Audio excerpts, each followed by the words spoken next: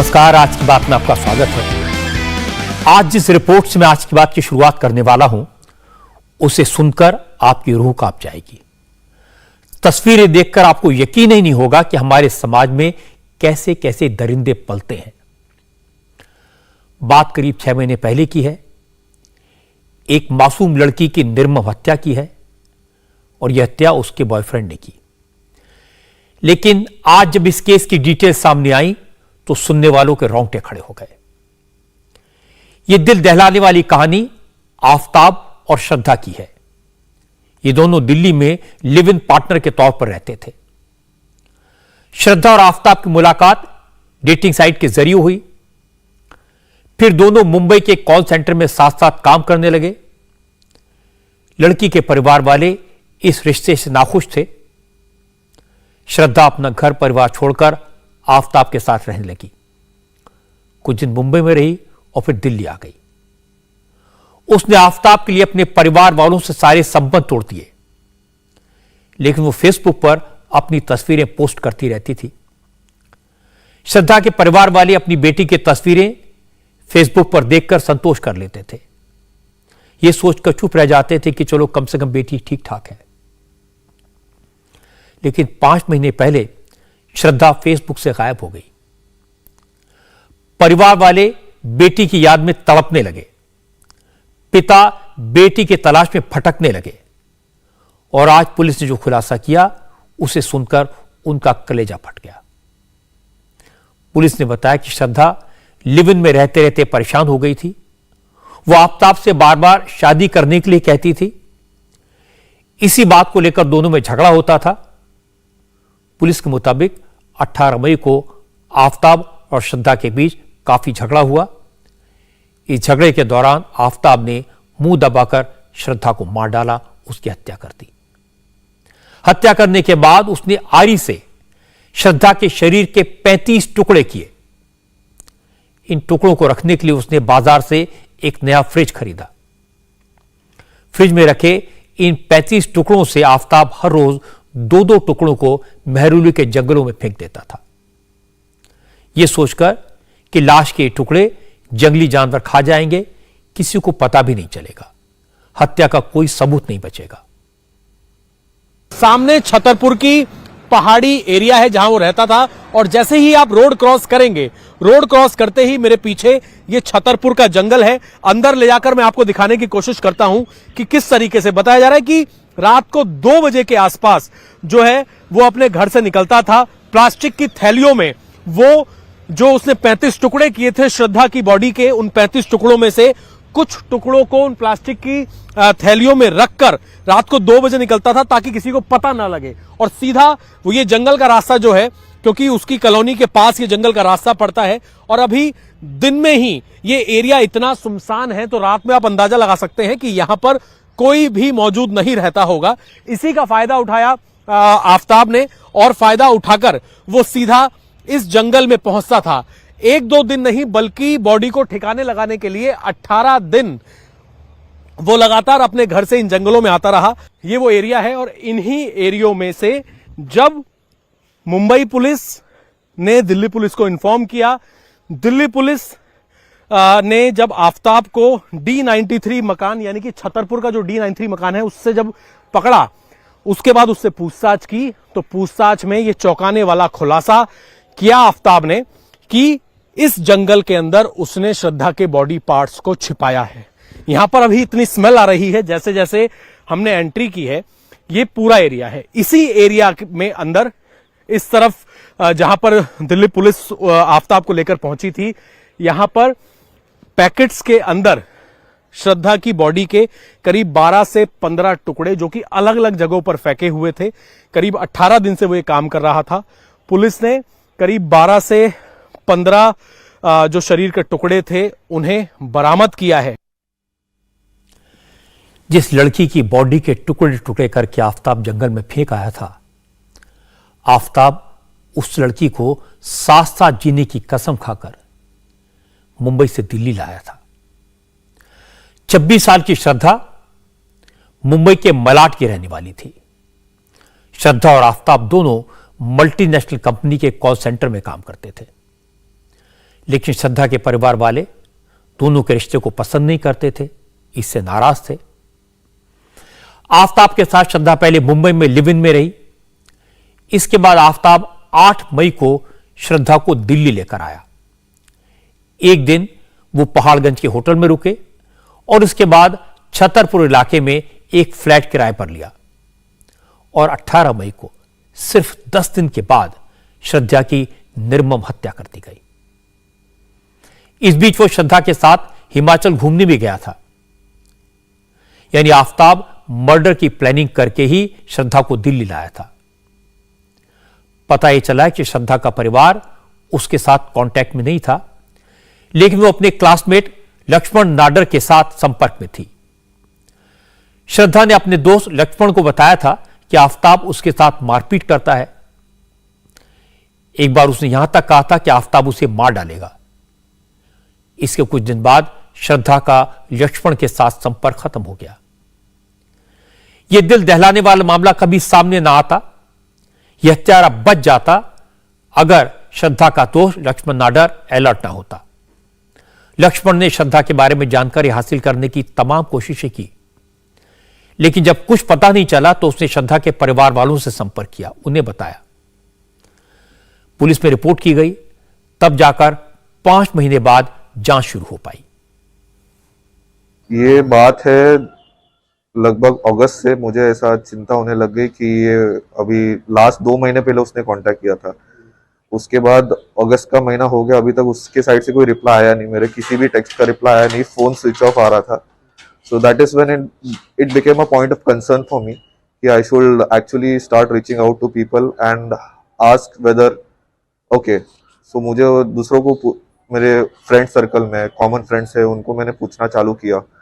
And then later on मैंने फिर किसी से भी कोई मुझे अपडेट नहीं मिला, तो फाइनली मैंने उनके ब्रदर को बता दिया कि ऐसा है। लास्ट मेरा उनसे जुलाई में बात हुआ था, उसके बाद से आज तक मेरा उनके साथ कोई कांटेक्ट नहीं हो पा रहा है। So it's better that we reach out to cops and check seek for their help. कि वो दोनों में क्या झगड़ा होता था क्या? बहुत झगड़े होते थे। क्या बता देती हो आप? यहाँ तक कि एक बार ऐसा भी झगड़ा हुआ था जब उसने मुझे व्हाट्सएप पे ऐसा मैसेज करके बोला कि प्लीज यहाँ मेरे घर पे आ जा, मुझे बाहर लेके जा, अगर आज रात को मैं इसके साथ घर पे रही तो ये मुझे मार डालेगा। 9 मई को मुंबई पुलिस दिल्ली आई। दिल्ली पुलिस ने आफताब को सर्विलांस के जरिए ट्रेस किया। अगले ही दिन आफताब को हिरासत में लिया गया और पूछताछ में जो खुलासे हुए वो सुनकर पुलिस अफसरों के भी होश उड़ गए। पता लगा कि आफताब ने श्रद्धा को 18 मई को ही मार डाला था। पूरे 6 महीने तक उसी फ्लैट में वो बड़े आराम से रहता रहा, उसे कोई अफसोस नहीं था। आफताब ने पुलिस को बताया कि मुंह दबाकर उसे श्रद्धा की हत्या कर दी। उसके बाद जोमैटो से खाना मंगवाया, आराम से खाना खाया। इस हैवान ने बताया कि श्रद्धा की डेड बॉडी घर में थी। लाश से बदबू फैलती तो पास पड़ोस वालों को पता लग जाता, इसलिए वो एक बड़ा फ्रिज खरीद कर लाया। क्योंकि लाश फ्रिज में नहीं आ सकती थी, इसलिए आफताब ने श्रद्धा की लाश को आई से 35 अलग अलग टुकड़ों में काट दिया। फ्रिज में श्रद्धा की बॉडी के टुकड़े भर दिए और इसके बाद श्रद्धा की लाश के 2 टुकड़े लेकर रोज आधी रात के बाद घर से निकलता था और महरूली के जंगल में फेंक आता था। वो 18 दिन तक रोज मांस के टुकड़े फेंकता रहा। किसी को कानो कान खबर भी नहीं हुई। वो रोज उसी फ्लैट पे खाना मंगाता था, आराम से खाता था। बदबू ना आए इसलिए अगरबत्ती जलाता था, रूम फ्रेशनर का इस्तेमाल करता था। आसपास रहने वालों को कभी ऐसा लगा ही नहीं कि उनके पड़ोस में एक हैवान रहता है, एक दरिंदा रहता है। कोई सोच भी नहीं सकता था कि उसके फ्रिज में एक लड़की की लाश रखी है। जैसे ही पुलिस वहां पहुंची तो इलाके के लोग हैरान रह गए। जब उन्होंने आफताब की हैवानियत के बारे में सुना तो उन्हें अपने कानों पर यकीन नहीं हुआ। श्रद्धा की गुमशुदगी की शिकायत मुंबई से सटे वसई इलाके के माणिकपुर पुलिस स्टेशन में दर्ज की गई थी। और यह शिकायत कब दर्ज की गई थी, किसने की थी, कब से श्रद्धा गुमशुदा थी? हमारे साथ बात करने के लिए माणिकपुर पुलिस स्टेशन के सीनियर इंस्पेक्टर हैं पाटिल साहब। ये जानना चाहेंगे आखिर श्रद्धा की शिकायत किसने दर्ज कराई, कब दर्ज कराई, क्या हुआ था श्रद्धा के साथ? श्रद्धा के पिताजी विकास वालकर, ये उन्होंने पहला एक एप्लीकेशन दिया था सितंबर महीने में। उसके बाद में वो जो एप्लीकेशन था वैसे पुलिस ने हमारे पास भेज दिया था और वो उसके हिसाब से हमने 12 अक्टूबर को मिसिंग दर्ज किया था मानिकपुर पुलिस स्टेशन के। वही बोला कि वो लड़की का और मेरा झगड़ा हो गया, उसके लिए वही मुझे छोड़ के चली गई है, इतना ही बोला था उन्होंने। तो शुरुआत में आप लोगों को भी कहीं ना कहीं डाइवर्ट कर रहा था, कैसे केस कैसे खुला? नहीं, हर टाइम वो डाइवर्ट कर रहा था। हमारे डीबी के जो स्पेशल ऑफिसर है सब API सानप साहब है, ये जो मिसिंग दाखिल किया था वो स्पेशल केस उनको हम दिया था कि भाई ये 2.5 महीने से उनका फ़ोन बंद है। उन्होंने काफ़ी उसका मोबाइल का जो एनालिसिस किया था, लक्ष्मण का स्टेटमेंट रिकॉर्ड किया था, पिताजी को पूछताछ किया था।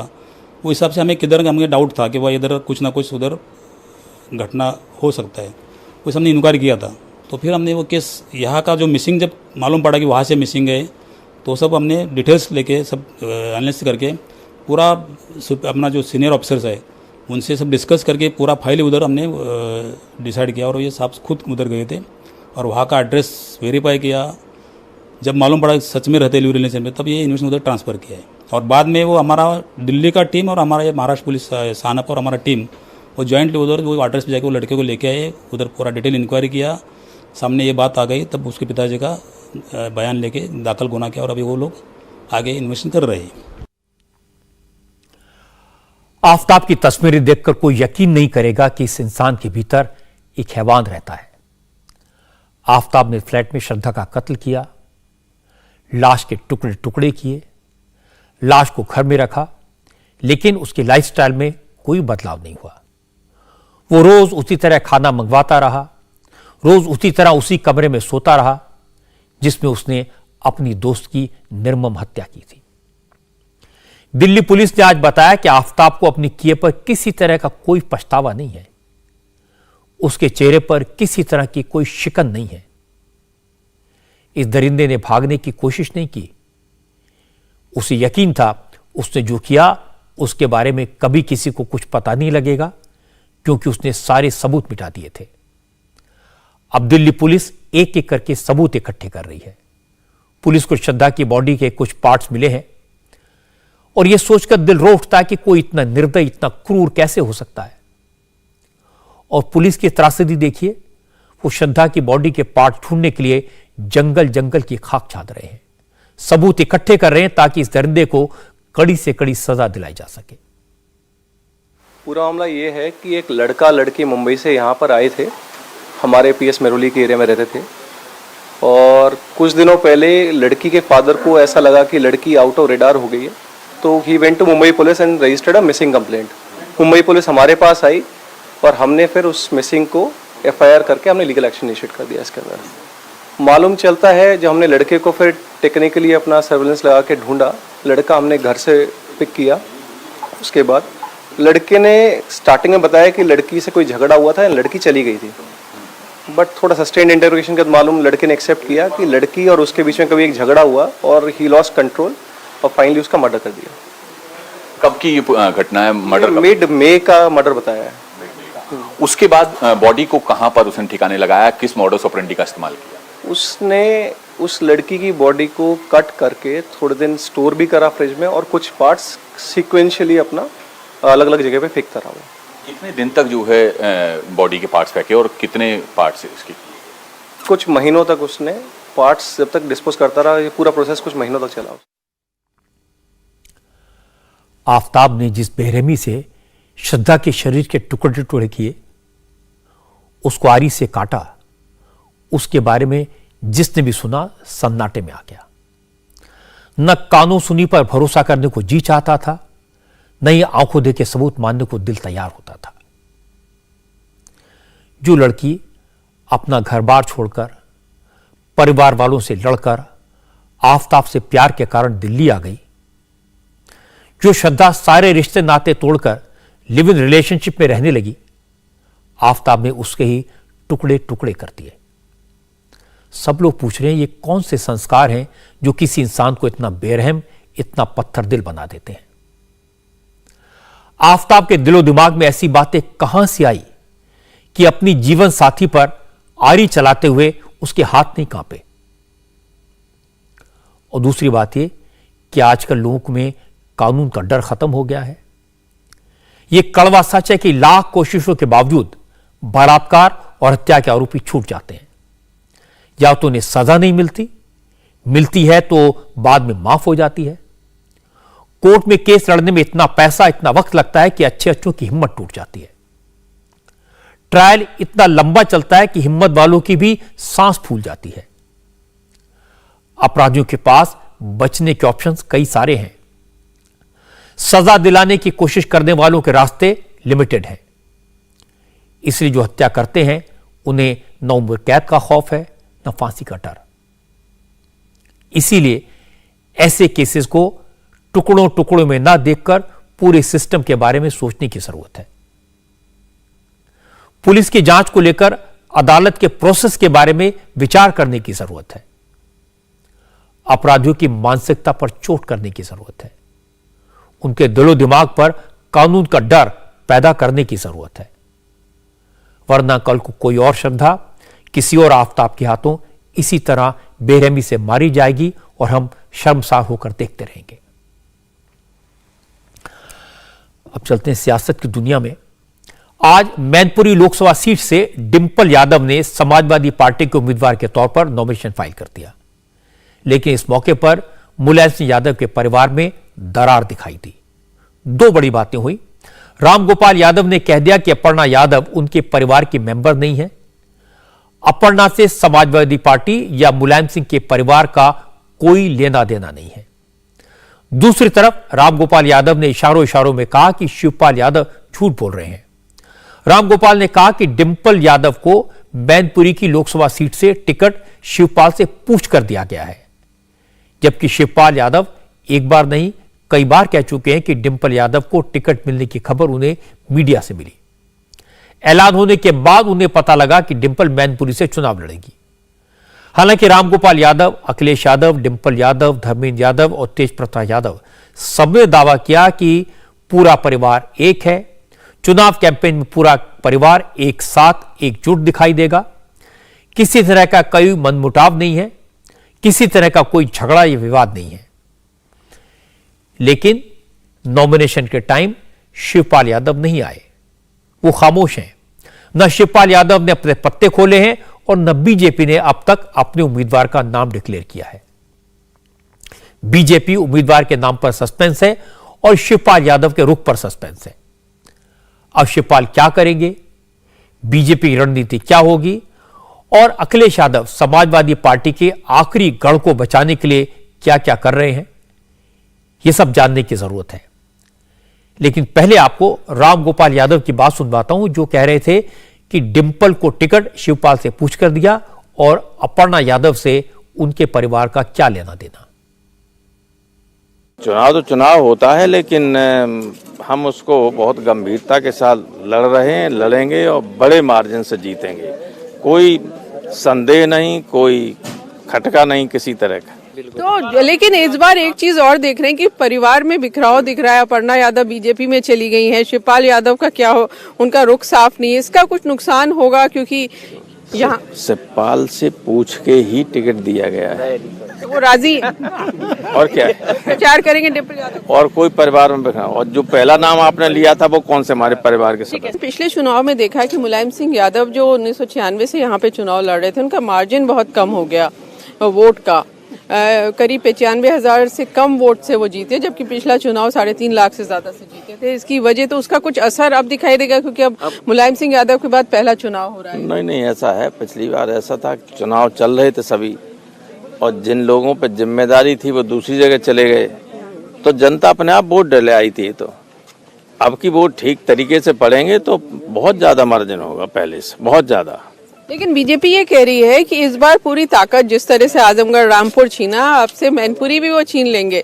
उनका कहना है कि हम सारे देख रहे हैं यहाँ कास्ट इक्वेशन क्या है, कौन सा मजबूत कैंडिडेट होगा। ये कहा जा रहा है कि यहाँ हमारी पार्टी को लोग जात धर्म से ऊपर उठकर पहले भी वोट देते रहे हैं, अब की और ज्यादा देंगे। किसी तरह का कोई नहीं, इतनी मजबूत उनके हाथों में दम नहीं है कि हाँ छीन लें। छीन नहीं रहे, हम तो छीन सकते हैं उनसे, वे नहीं छीन सकते उनसे। रामगोपाल यादव ने यह बात हमारी संवाददाता रुचि कुमार से उस वक्त कही जब वो डिंपल यादव के नॉमिनेशन के लिए पहुंचे थे। असल में डिंपल के नॉमिनेशन के लिए पूरे परिवार को एक साथ दिखाने की कोशिश हुई। रुचि ने बताया कि रामगोपाल यादव सबसे पहले पहुंच गए, फिर अखिलेश यादव और डिंपल पहुंचे और इसके बाद धर्मेंद्र यादव और तेज प्रताप यादव भी आ गए। इंतजार हो रहा था शिवपाल का, लेकिन शिवपाल नहीं आए। इसीलिए सवाल पूछा गया कि शिवपाल यादव नाराज हैं, क्या उनकी नाराजगी पार्टी को भारी पड़ सकती है?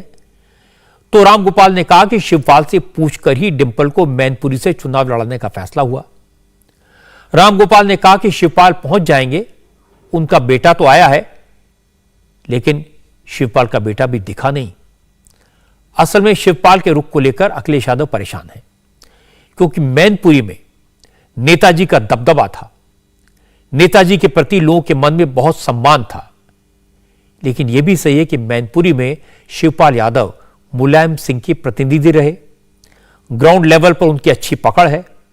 वो मैनपुरी लोकसभा में आने वाली असेंबली सीट जसवंत नगर से 1996 से लगातार चुनाव जीत रहे हैं और शिवपाल कह चुके डिंपल का नाम उनसे पूछकर तय नहीं किया गया। उनकी पार्टी अलग है, वो अपनी पार्टी के नेताओं से पूछकर फैसला करेंगे कि अब आगे क्या करना है। इसीलिए आज समाजवादी पार्टी के लोग बार बार ये कहते रहे कि शिवपाल साथ हैं, जल्दी ही समाजवादी पार्टी का प्रचार करते हुए दिखाई देंगे। हालांकि समाजवादी पार्टी मान रही है कि मुलायम सिंह के निधन के बाद चुनाव हो रहा है, इसलिए डिंपल यादव को सिंपैथी वोट मिलेगा। डिंपल के नॉमिनेशन से पहले अखिलेश और डिंपल मुलायम सिंह यादव के समाधि स्थल पर गए, उन्हें श्रद्धांजलि दी, उसके बाद नॉमिनेशन फाइल किया। पर्चा भरने के बाद डिंपल ने कहा कि मैनपुरी सीट मुलायम सिंह यादव के नाम से पहचानी जाती थी, उनके निधन के बाद भी यह सिलसिला कायम रहेगा। डिंपल ने चुनाव में जीत का कॉन्फिडेंस जताया।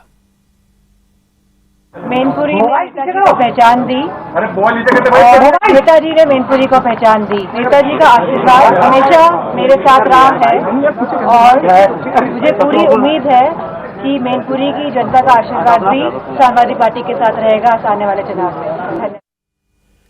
डिंपल यादव के नॉमिनेशन के बाद अखिलेश ने भी कहा कि पूरा परिवार एक है, समाजवादी पार्टी मुलायम सिंह यादव के दिखाए रास्ते पर ही चलेगी, मैनपुरी की जनता डिंपल को जिताएगी, यही मुलायम सिंह यादव को सच्ची श्रद्धांजलि होगी। जो रास्ता नेताजी ने दिखाया, जिस तरीके से गरीब और तमाम लोग जिन्हें कोई स्थान समाज में नहीं था, उन्हें आर्थिक सामाजिक रूप से आगे बढ़ा करके और राजनीतिक हैसियत बनाने का काम जो नेता ने किया, उसका चुनाव है। इस बार की जनता नेताजी के नाम पर, नेताजी को याद करते हुए समाजवादी पार्टी को ऐतिहासिक जीत दिलाएगी। ये समाजवादी पार्टी वो पार्टी जो नेताजी ने बनाई, ये जिस सिंबल पे मतदान होगा वो भी नेताजी का दिया हुआ सिंबल है। इसलिए जनता के बीच में जिस तरीके से घर परिवार में थे, नेताजी आज भी दिलों में हैं और जब वोट डालेंगे तो यहाँ की जनता दिल से वोट डालेगी। बीजेपी के लोग कुछ भी कह सकते हैं, लेकिन जैसा मैंने कहा और फिर कहता हूँ, यहाँ की जनता से नेताजी जुड़े रहे। जहाँ पुरानी पीढ़ी के लोग हमें मिलते हैं जिन्होंने 20, 30, 40 साल नेताजी के साथ काम किया, वहीं नए लोग भी जो मिलते हैं वो भी नेताजी को उतना ही सम्मान करते हैं। और आज जो विकास दिखाई दे रहा है पूरे मैनपुरी में, वो नेताजी की देन है। सभी लोग साथ हैं और सब लोग मिलकर के चुनाव लड़ाएंगे। मैनपुरी का यह चुनाव समाजवादी पार्टी नेताजी के नाम पर, यानी मुलायम सिंह यादव के नाम पर, उनकी विरासत के तौर पर लड़ना चाहती है। अखिलेश यादव यह दावा कर रहे हैं कि परिवार एकजुट है, सब साथ हैं, लेकिन बीजेपी के नेता कहते हैं कि अखिलेश परिवार को नहीं संभाल पा रहे हैं, पार्टी क्या संभालेंगे। उत्तर प्रदेश सरकार में मंत्री जयवीर सिंह ने आज कहा कि पिछली बार समाजवादी पार्टी और बहुजन समाज पार्टी का अलायंस था, इसके बावजूद मुलायम सिंह यादव की जीत का मार्जिन बहुत कम हो गया था। इस बार तो परिवार में भी फूट है, इसलिए बीजेपी की जीत निश्चित है। उनकी सोच जिस तरीके से जवाब दिया है, तो जो राजनीतिक रूप से उनसे सहमत नहीं है वो परिवार का सदस्य नहीं है, उसमें अर्पणा जी भी हो सकती हैं, उसमें शिवपाल सिंह जी भी हो सकते हैं, कल और तीसरा भी तेज प्रताप सिंह अगर कोई बात कर देंगे तो वो भी शायद परिवार के सदस्य नहीं रहेंगे। ये तो वही बात हो गई। चलिए, लेकिन पूरे परिवार की चूंकि बात थी, इसी मुझे लगता है चूंकि आज की उनकी न उपस्थिति थी, न उनका कोई मैसेज था, न उनका कोई प्रतिनिधि था, तो पूरा परिवार तो नहीं कह सकते। फिर भी चलिए, उनके परिवार का आंतरिक मामला है, उससे हम लोगों को कोई सरोकार भी नहीं है। भारतीय जनता पार्टी पूरी तैयारी के साथ पन्ना प्रमुख से लेके, बूथ से लेके, शक्ति केंद्र से होकर मंडल जिला तक पूरी तरह अपना लोकसभा की 5वां विधानसभा को तैयार स्थिति में खड़ी कर ली है। कमल के निशान पर इस समय हम लोग चुनाव पूरी तरह तैयार होकर लड़ रहे हैं। 2019 में बहुजन समाज पार्टी से समाजवादी पार्टी के गठबंधन के बावजूद लगभग 90,000 वोट पर उनकी विजयश्री सिमट जाना, मैं समझता हूँ अच्छे संकेत और संदेश नहीं थे। मैनपुरी के बाई इलेक्शन का नतीजा अखिलेश यादव के राजनीतिक भविष्य के लिए क्रूशल है। अखिलेश की लीडरशिप में पार्टी लगातार 2 असेंबली इलेक्शन हार चुकी है, 2 लोकसभा इलेक्शन हार चुकी है, कन्नौज जैसी मजबूत सीट पर मात खा चुकी है, आजमगढ़ की सीट हाथ से निकल चुकी है। अब मैनपुरी की लोकसभा सीट बची थी। बीजेपी इस सीट को छीनने के लिए पूरी ताकत लगा रही है, लेकिन बीजेपी ने अपनी रणनीति का खुलासा अभी तक नहीं किया है। शुरू में चर्चा थी कि बीजेपी अपर्णा यादव को टिकट देगी, डिंपल के खिलाफ मैदान में उतारेगी, लेकिन मेरी जानकारी है कि बीजेपी ऐसा नहीं करेगी। बीजेपी किसी शाक्य उम्मीदवार पर दांव लगाएगी। पिछली बार बीजेपी ने प्रेम सिंह शाक्य को चुनाव लड़वाया था। प्रेम सिंह मुलायम सिंह से हारे जरूर, लेकिन तगड़ी टक्कर दी। मुलायम सिंह की जीत का मार्जिन सिर्फ 92,000 वोट का था, जबकि 2014 के इलेक्शन में मुलायम सिंह करीब 3.5 लाख वोट से जीते थे। असल में मैनपुरी में कुल 18 लाख वोटर हैं, जिनमें सबसे ज्यादा यादव हैं 4.25 लाख, फिर शाक्य वोटर हैं करीब 3 लाख। इसके अलावा 2 लाख क्षत्रिय, ब्राह्मण 1,10,000 और वैश्य करीब 20,000। यूपी में आज भी चुनाव जाति के आधार पर होता है। बीजेपी को लगता है कि अगर इन गैर यादव वोटर्स को एकजुट किया गया तो समाजवादी पार्टी के इस मजबूत किले को फतेह किया जा सकता है और शिवपाल की खामोशी बीजेपी को फायदा पहुंचा सकती है। अब अखिलेश यादव की पूरी कोशिश होगी कि शिवपाल को किसी तरह मनाकर बाई इलेक्शन में अपने साथ लाया जाए, लेकिन रामगोपाल यादव का आज का बयान अखिलेश के लिए मुश्किलें खड़ी कर सकता है। जैसे अखिलेश के लिए मैनपुरी का किला बचाना मुश्किल हो रहा है, वैसे ही रामपुर में आजम खान की साख दांव पर लगी है, क्योंकि यूपी में मैनपुरी लोकसभा सीट के साथ साथ रामपुर और खतौली, इन दोनों असेंबली सीटों पर भी बाई इलेक्शन होना है। रामपुर सदर सीट आजम खान की मेंबरशिप कैंसिल होने की वजह से खाली हुई है, उनके प्रतिष्ठा का सवाल है। और खतौली की असेंबली सीट बीजेपी के विधायक विक्रम सैनी की सदस्यता जाने से खाली हुई है। यह बीजेपी के लिए प्रेस्टीज की बात है। समाजवादी पार्टी ने रामपुर विधानसभा सीट से उम्मीदवार के नाम का ऐलान नहीं किया है, लेकिन अखिलेश यादव ने चुनाव में गड़बड़ी का इल्जाम एडवांस में लगाना शुरू कर दिया। अखिलेश ने कहा उन्हें उम्मीद तो है कि जैसी गड़बड़ी असेंबली इलेक्शन में हुई थी वैसी अब नहीं होगी। बीजेपी ने पंचायत के चुनाव रहे हों, एमएलसी के चुनाव रहे हों, उसके बाद रामपुर में लोकसभा का चुनाव रहा हो, वोट लोगों को नहीं डालने दिया। उसके वीडियोस लोगों के पास हैं। जिस तरीके से प्रशासन की ताकत से और पुलिस प्रशासन लगा के वोट नहीं डालने दिया, वैसा ही करेंगे वो लोग। लेकिन मुझे उम्मीद है रामपुर की जनता बाहर निकलेगी और मतदान करेगी। रामपुर में दोनों पार्टियां किसको लड़ाएंगी इसका इंतजार है, लेकिन खतौली का फैसला हो चुका है। अखिलेश यादव ने खतौली सीट से राष्ट्रीय लोकदल को अपना उम्मीदवार खड़ा करने का मौका दिया है और जयंत चौधरी ने मदन भैया को टिकट दिया है। मदन भैया को लोग प्यार से भैया नहीं कहते, ये भाईगिरी का नतीजा है। बाहुबली हैं, दर्जनों मुकदमे उन पर चले हैं, कई बार जेल गए हैं। इलाके में उनका खौफ है। जाति गुजर है और पूरा नाम है मदन कसाना। क्योंकि इस इलाके में गुजर वोट काफी है, मदन भैया चुनाव लड़ने और जीतने के पुराने फॉर्मूले जानते हैं। 1991 से 2007 के बीच 4 बार विधायक रह चुके हैं। इसलिए जयंत चौधरी ने मदन भैया को मैदान में उतारा। हालांकि इससे पहले असेंबली इलेक्शन में भी मदन भैया कासना की लोनी सीट से चुनाव लड़े थे, हार गए थे। हालांकि उस वक्त मदन भैया भाईगिरी दिखाने की पूरी कोशिश कर रहे थे, लेकिन लोग डरे नहीं। मदन भैया ने उस वक्त क्या कहा था, यह आप सुनेंगे तो आपको अंदाजा लगेगा इस बार खतौली में इलेक्शन कैसा होगा। आपके माध्यम से मैं ये इतना जरूर कहना चाहते हैं, हम सांप्रदायिक माहौल को शांत करने वाले लोग हैं, हम विकास करने वाले लोग हैं, और ये जरूर कहना चाहते हैं उन लोगों से अपनी मर्यादा ना लागे कि हमारा नाम भी मदन भैया है। जी जी, मैं आपसे ये भी जानना चाहूंगा, विकास की बात कही जा रही है, इस बार आपके क्या विकास के मुद्दे रहेंगे लोनी को लेकर, खास करके पहले हाहाकार शांत करना है जी। पहले हाहाकार शांत हो जाए, फिर विकास ही विकास होगा। 5 साल बाहुबली होना कोई गलत नहीं है जी। बाहुबली कोई भी हो सकता है, एक पहलवान भी बाहुबली हो सकता है। एक मतलब जो है हनुमान जी का मतलब भी नाम जो है उनके भक्तों का भी बाहुबली में गिना जाता है। अखिलेश यादव हो या जयंत चौधरी, नए जमाने के नेता हैं, लेकिन इनके सोचने का, चुनाव लड़ने का तरीका पुराना है। अभी भी जातिगत समीकरण, पैसा और बाहुबल को तरजीह देते हैं, लेकिन आजकल ये फॉर्मूला कम चलता है। योगी आदित्यनाथ ने काफी कुछ बदल दिया है, इसलिए अखिलेश यादव के हाथ से आजमगढ़ चला गया। वहां मुस्लिम वोट बैंक काम नहीं आया। वहां धर्मेंद्र यादव को चुनाव लड़ाया, वो हार गए। अब मैनपुरी में डिंपल को मैदान में उतारा है। यादव वोटर से उम्मीद है, लेकिन वहां परिवार साथ नहीं दे रहा। रामपुर में मुस्लिम वोटर से उम्मीद है, लेकिन वहां भी इस बार मुश्किल दिखाई दे रही है।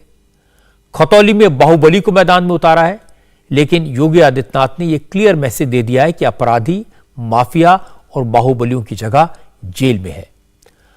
अब तो योगी ऐसा इंतजाम करने जा रहे हैं कि माफिया पेशी के वक्त भी जेल से बाहर नहीं आएंगे। यूपी के जेलों में 5G नेटवर्क से लैस ऑडियो वीडियो सिस्टम लगाया जा रहा है। अब अपराधियों को वीडियो कॉन्फ्रेंसिंग के जरिए अदालत में पेश किया जाएगा। इसलिए अब मदन भैया का यह डायलॉग नहीं चलेगा कि पहले हाहाकार खत्म करेंगे फिर विकास खत्म होगा। अब मैं आपको गुजरात के इलेक्शन का हाल बताता हूं। गुजरात के चुनाव में कई परिवार आमने सामने हैं। सबसे ज्यादा चर्चा है जामनगर नॉर्थ सीट की। इस सीट पर क्रिकेटर रविंद्र जडेजा की वाइफ रिवाबा जडेजा बीजेपी के टिकट पर मैदान में है, और रविंद्र जडेजा की बहन नैना जडेजा रिवाबा के खिलाफ कैंपेन कर रही हैं। आज रिवाबा ने नॉमिनेशन फाइल किया। रविंद्र जडेजा वाइफ के नॉमिनेशन के वक्त उनके साथ दिखाई दिए। इस मौके पर गुजरात के former chief minister Vijay Rupani भी मौजूद थे। रविंद्र जडेजा की मौजूदगी की चर्चा इसलिए ज्यादा हुई क्योंकि रविंद्र जडेजा की बहन नैना जडेजा कांग्रेस के लिए कैंपेन कर रही हैं। नैना ने कहा कि रिवाबा कमजोर कैंडिडेट है, चुनाव हार जाएंगी। लेकिन आज रविंद्र जडेजा ने कहा कि रिवाबा ने बहुत काम किया है, जामनगर के लोग रिवाबा को मौका जरूर देंगे। रिवाबा जडेजा के नॉमिनेशन के लिए आज सुबह से ही बीजेपी ऑफिस पर काफी भीड़ थी। पहले रिवाबा ने अपने चुनाव कार्यालय का उद्घाटन किया और उसके बाद वो पर्चा भरने के लिए कलेक्ट्रेट पहुंची। रविंद्र जडेजा भगवा रंग की ड्रेस में पूरे वक्त रिवाबा के साथ रहे। रिवाबा ने कहा कि उन्हें अपनी मेहनत और बीजेपी के ताकत पर भरोसा है, बीजेपी की विचारधारा में यकीन है। इसी भरोसे को लेकर वो चुनाव के मैदान में उतरी हैं। जी, भारतीय जनता पार्टी एक कैडेट बेस्ड पार्टी है। यहाँ कोई निराशा नहीं है, यहाँ कोई डिससेटिस्फेक्शन नहीं है। यहाँ सिर्फ भारतीय जनता पार्टी का जो आदेश है, विचारधारा है, उनको साथ में रखते हमें आगे बढ़ना है। चुनावी राजनीति में आप आई हैं तो यहाँ जातिगत समीकरण भी महत्वपूर्ण होते हैं।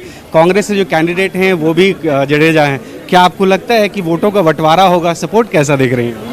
मुझसे ज़्यादा मुझे भारतीय जनता पार्टी में विश्वास रखने वाले जितने भी लोग हैं, जनता है, जनता जनार्दन है, और वो उनका जो एक विश्वास है भारतीय जनता पार्टी में, तो वही मेरे लिए काफ़ी है। और आने वाले समय में आप देखेंगे कि बहुत ही भारी लीड के साथ हम जो ये सिटी की 2 सीट हैं वो जीतने वाले हैं। इस बार आम आदमी पार्टी भी चुनावी मैदान में, क्या लग रहा है कि वो कोई वोट काटने में सफल हो पा रहे हैं या कितना नुकसान पहुँचाएंगे?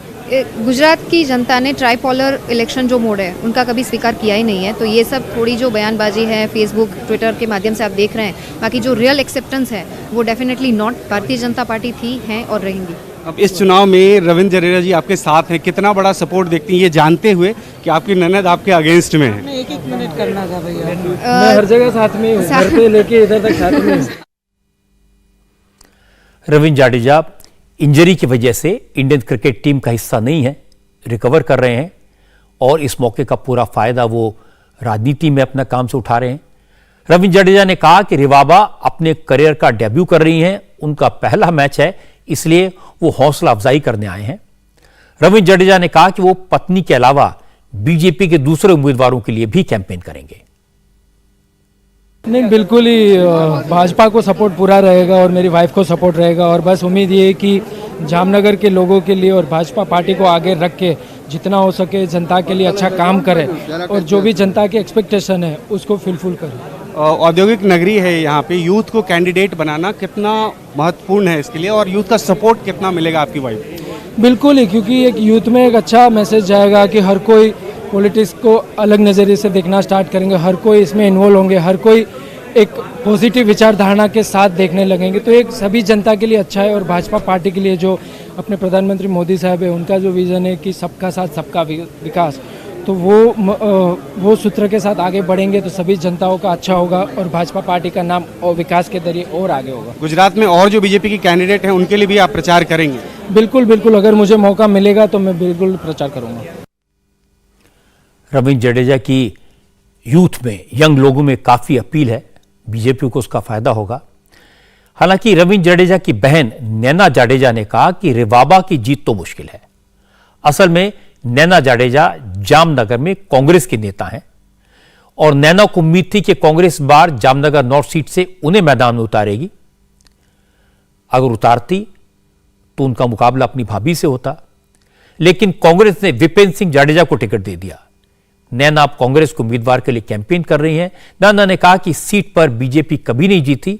पहले धर्मेंद्र जाडेजा कांग्रेस के टिकट पर जीते थे, वो बीजेपी में शामिल होकर दूसरी बार बीजेपी के टिकट पर जीते।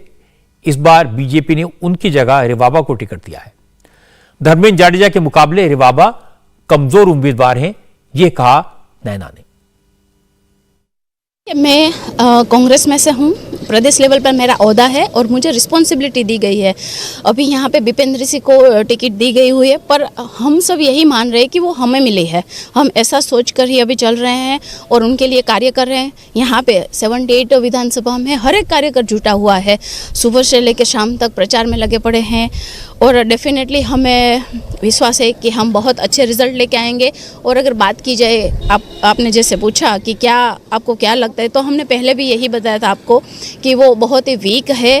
भाजपा ने जो कैंडिडेट सिलेक्ट किया है उनको ऐसा लगता है कि हमारा की प्लेयर है, पर हमें ऐसा नहीं लगता कि वो ऐसे इतने बड़े की प्लेयर है, वो वीक है और डेफिनेटली भाजपा ये सीट हार रही है। हमने पहले भी कहा था और हम अभी भी इसी स्टेटमेंट पे अड़े हुए हैं कि कांग्रेस ये सीट जीत रही है। जामनगर में जिस तरह का सियासी झगड़ा रविंद्र जडेजा के परिवार में दिख रहा है, उस तरह के झगड़े चुनाव के वक्त हर बार दिखते हैं, हर पार्टी में होते हैं। लेकिन हकीकत यह है कि इस तरह के विवादों से गुजरात में ज्यादा फर्क नहीं पड़ता।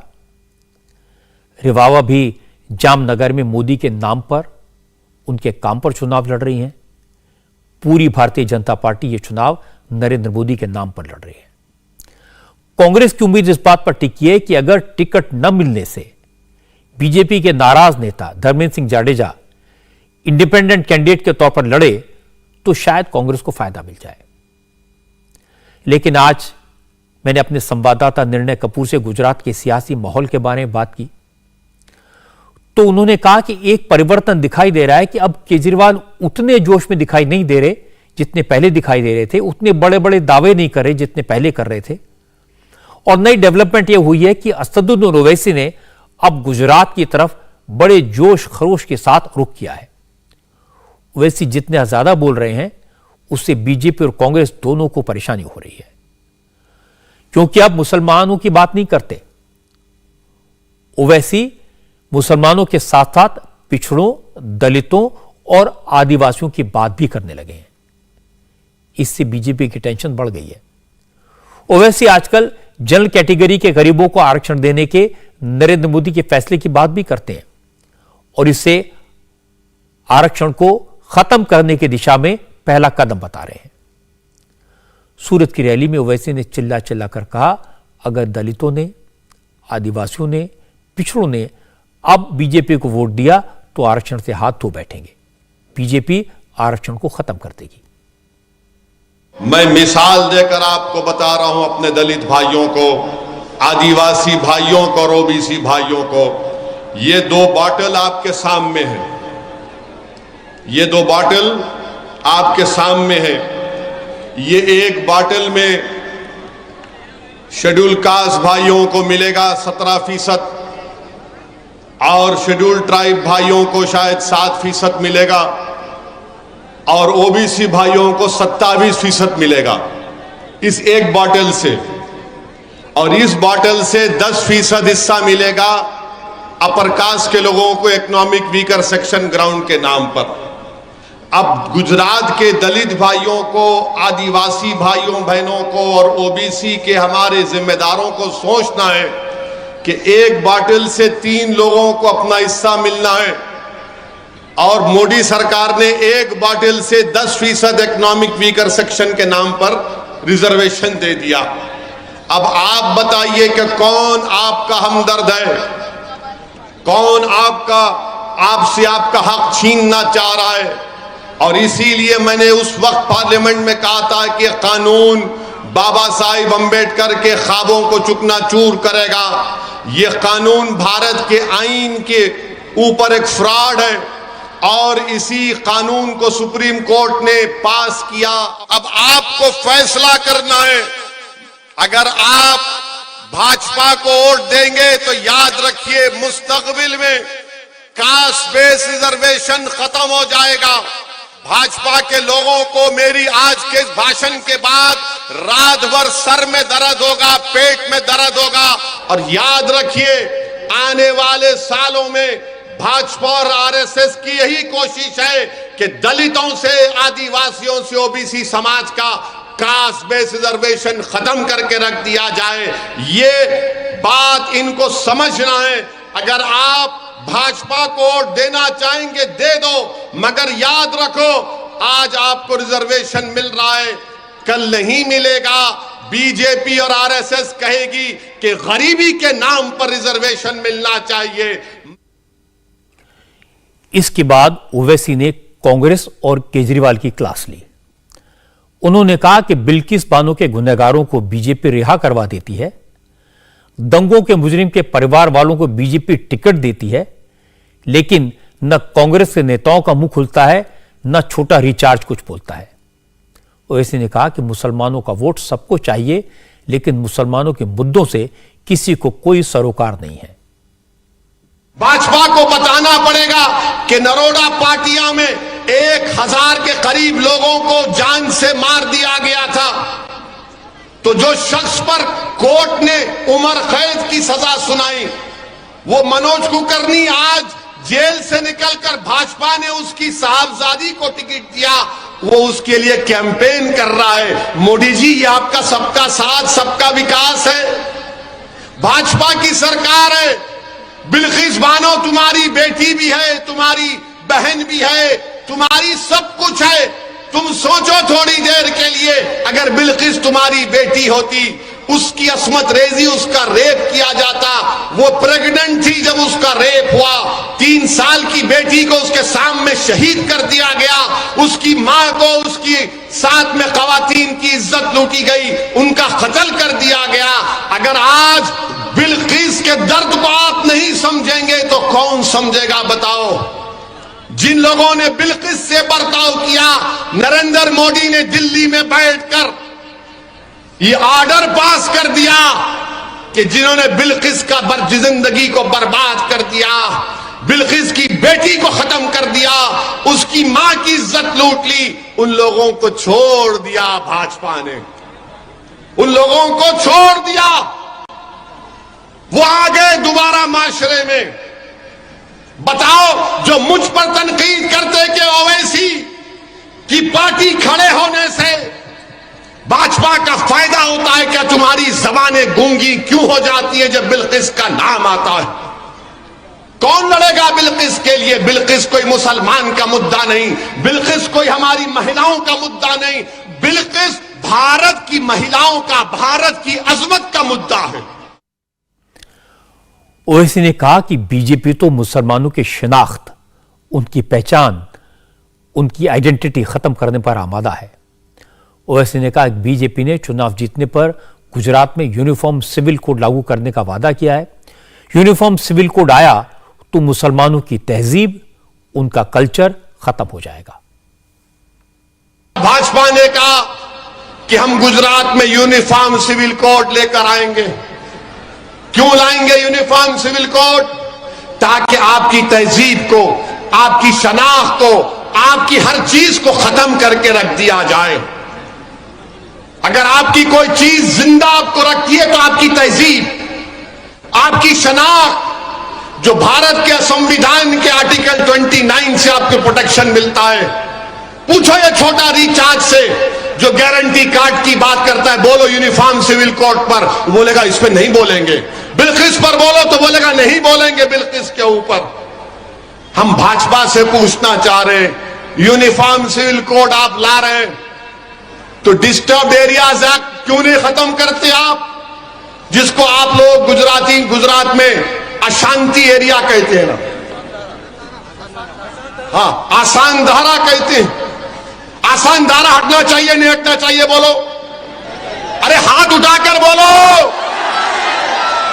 घर खरीदना है तुमको? अब पूछो छोटा रिचार्ज से, भारत भाजपा से, कांग्रेस से, बोलेंगे इसका मत बात कर, ना ना ना, भाजपा को हराना है। अरे ये छोड़ो, हम आएंगे तो करेंगे। अरे तुम आ ही नहीं रहे हो 27 साल से, हम आएंगे तो करेंगे। अरे दूल्हे की बारात आती नहीं है, आ रहा है दूल्हा। कहां है दूल्हा? 27 साल से भाजपा जीत रही है और आपको डरा कर आपका वोट ले रहे हैं। ये डिस्टर्ब एरियाज एक्ट खत्म होना चाहिए। मगर भाजपा बोलती यूनिफॉर्म सिविल कोड। कैसे यूनिफॉर्म सिविल कोड और डिस्टर्ब एरियाज एक्ट रहेगा एक साथ? गुजरात में अगर कोई अपना धर्म परिवर्तन करना चाह रहा है, जो भारत के संविधान में फ्रीडम ऑफ रिलीजन जिसको बाबा साहिब अम्बेडकर ने दिया, बगैर सरकार के परमिशन के नहीं लिया जा सकता। ओवैसी हमेशा बहुत जोश से बोलते हैं, बीजेपी के खिलाफ, नरेंद्र मोदी के खिलाफ आग उगलते हैं। लेकिन आज एक इंटरेस्टिंग बात हुई। ओवैसी जैसे ही जलसे में तकरीर के लिए खड़े हुए तो उनकी पब्लिक मीटिंग में मौजूद कुछ लोगों ने ओवैसी को काले झंडे दिखाए और मोदी के नारे लगाने लगे।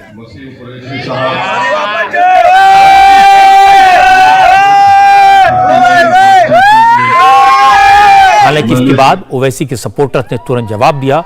उन्होंने ओवैसी के नारे लगाए।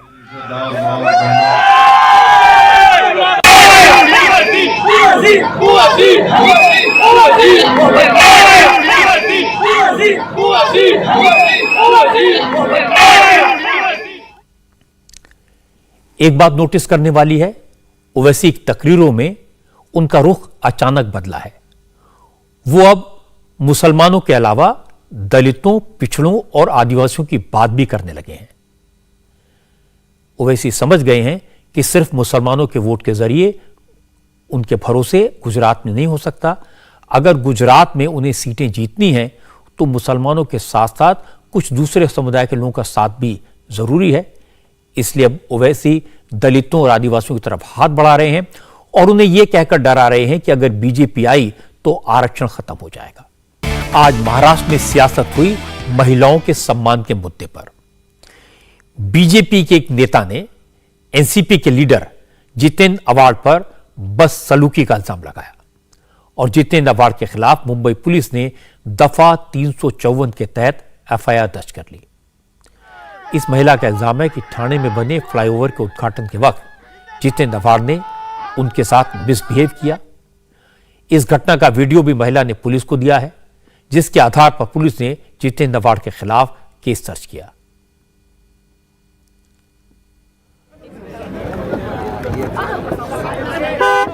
केस। ब्रिज के टाइम आप लोग भी शायद हो गए, वहाँ पर ब्रिज का ओपनिंग 4 बजे 4:30 का था, 6 बज चुका था और बहुत गर्दी थी। आप लोग को भी वहाँ जाने के लिए जगह नहीं थी, इस तरीके से हालत था गर्दी का। तो मैं एक साइड में पहले खड़ी थी, उसके बाद में जब सीएम साहब निकलने लगे तो मैंने सोचा कि मैं मिल लूँ जाके। जब मैं मिलने आई तो मैं और लोगों से मिलते हुए तो गाड़ी के करीब से मैं जा रही थी, क्योंकि पता था मुझे भीड़ है, धक्का लगेगा करके। तो आपने देखा होगा वीडियो में काफ़ी लोग गए, उसके बाद मैं भी वहाँ से पास होने गई तो आमदार साहब में आ गए।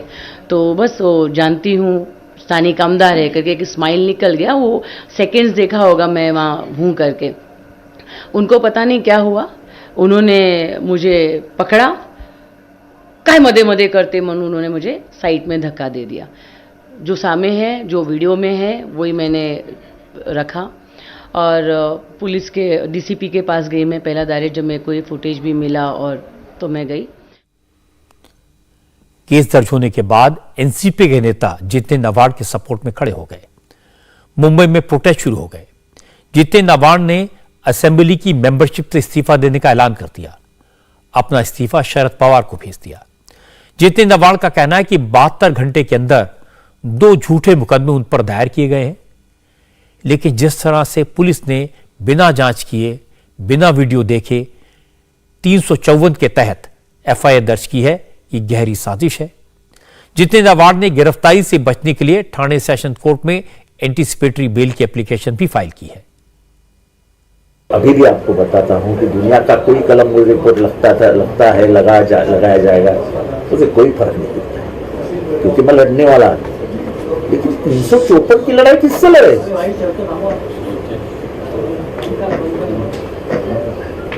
जिस मराठी में कहा है परस्त्री माते समान,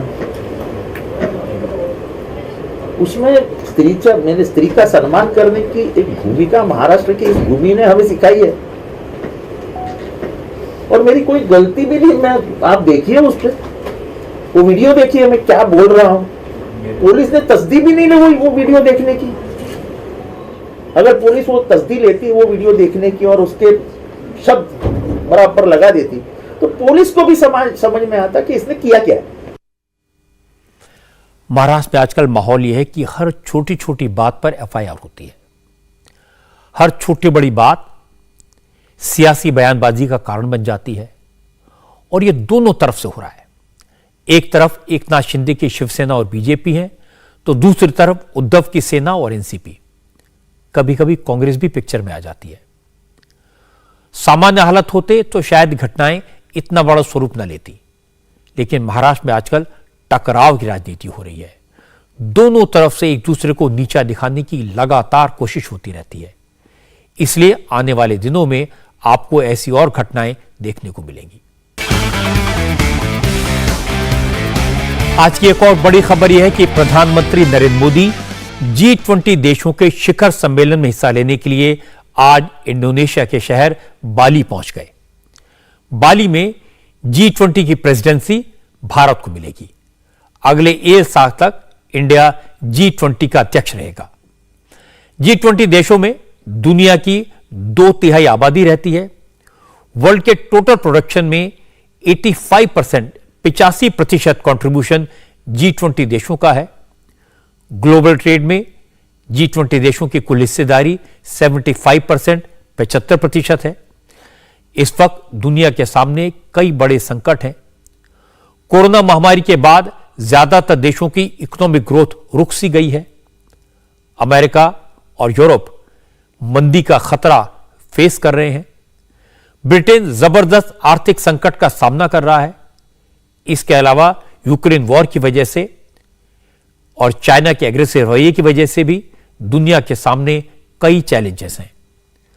भारत को G20 की प्रेसिडेंसी ऐसे वक्त में मिल रही है जब वो दुनिया की फास्टेस्ट ग्रोइंग इकोनॉमी बन चुका है।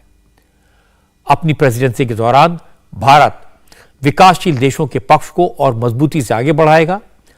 आज जब अमेरिका और चाइना में टकराव बढ़ रहा है तो दुनिया को बड़ी उम्मीद है कि भारत विश्व को अलग अलग कैंप्स में बंटने से बचा सकेगा। इंडिया टीवी हर वक्त हर जगह डाउनलोड करने के लिए सर्च करें India TV news Google play store या ऐप स्टोर पर।